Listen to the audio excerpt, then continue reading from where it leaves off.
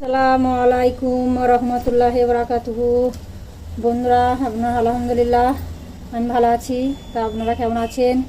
দেখুন আজকে এই যে নতুন বছরের নতুন রেসিপি, এই যে পুঁই শাক, এই যে মিজরিওলা পুঁই শাক দিয়ে আর এই কচু দিয়ে, কচু আলু দিয়ে তরকারি করব। দেখুন এই যে পাতা, এগুলো কচি কচি একদম খালি খুব। আর মিজরিওলা পুঁই শাকটা দেখুন একদম মিজরি হয়ে গেছে, সব পুঁই শাকে একদম মিজরি এসে গেছে।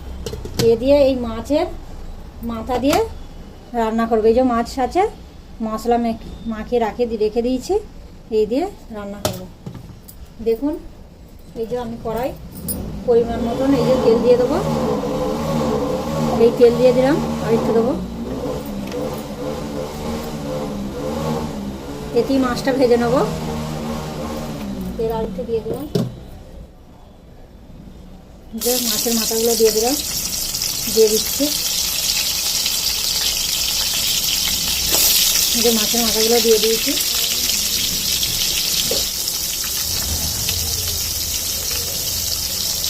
এরকম নিত্য নতুন শীতকালের সব সবজি যেমন করেই রান্না করো, খেতে খুব ভালো লাগবে।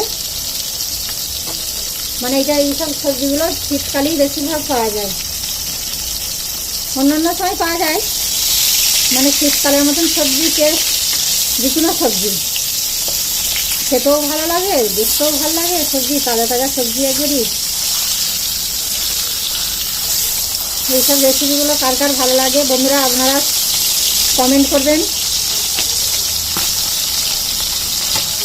তার চাইতে খুবই ভালো লাগলে মানে আরও বন্ধুদেরকে শেয়ার করবেন, তাদেরকে দেখার সুযোগ করে দেবেন।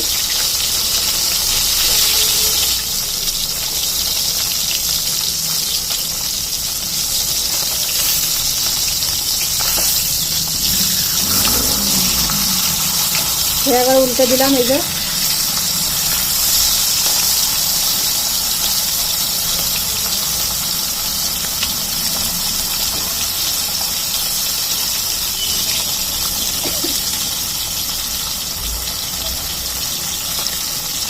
দেখুন দু পিঠটাই ভাজা হয়েই এসছে। আর একবার উল্টে তেলটা ফেলে নেব।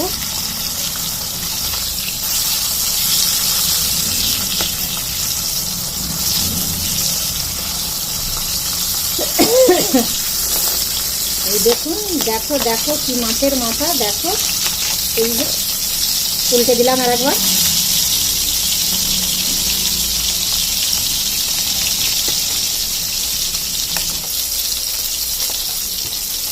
দেখো ভাজা হয়ে গেছে, এবার তুলে নেবো। এই যে মাছের মাথাগুলো খুব সুন্দর করে ভেজে নিয়েছি।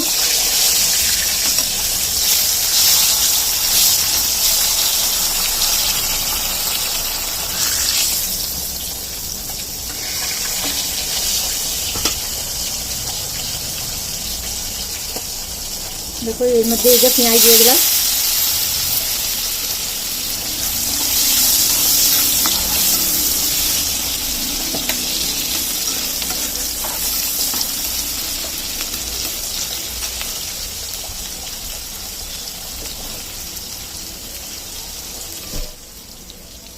এই যে অল্প আদা রসুন বাটা দিয়ে দিলাম। এই যে এবার এক এক করে মশলাগুলো দিয়ে দেবো। তবে হয়ে গেছে, নরম হয়ে গেছে একটু। এবার নাড়বো, একটু কষবো একটু। বন্ধুরা দেখুন এবারে নাড়াচাড়া হয়ে গেছে। এবার আমি একটু এই জল দিয়ে দেবো পরিমাণ মতন। এই কচু আলুগুলো সিদ্ধ হওয়ার জন্য অল্প করেই জলটা দেবো।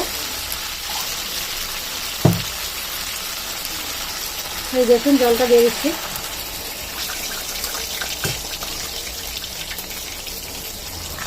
নেড়ে ছেড়ে দেবো একটু।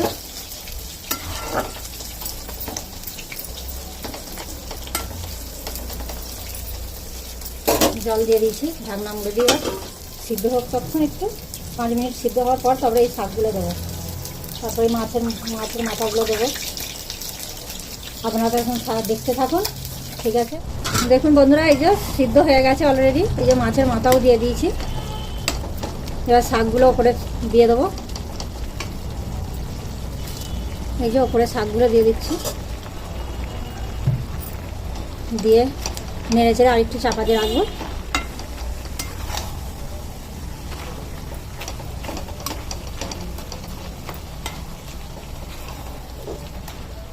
পুরো এখন তাজা শাক।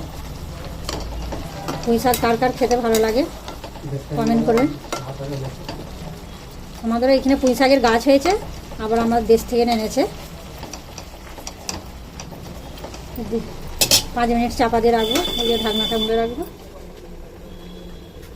হালকা করে অল্প করে ইয়ে করে রাখি, গ্যাসটা একটু স্লো করে রাখি, তাও ভালোভাবে সিদ্ধ হবে।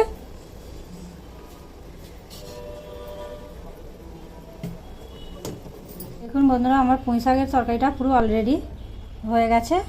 দেখুন এইরকম মাখো মাখো করা, একেবারে খুব সুন্দর রান্না হয়েছে। আপনারা এরকম রেসিপি বানিয়ে খাবেন, যার ভালো লাগবে। কে কোথা থেকে দেখছেন আমাকে লাইক কমেন্ট শেয়ার করবেন।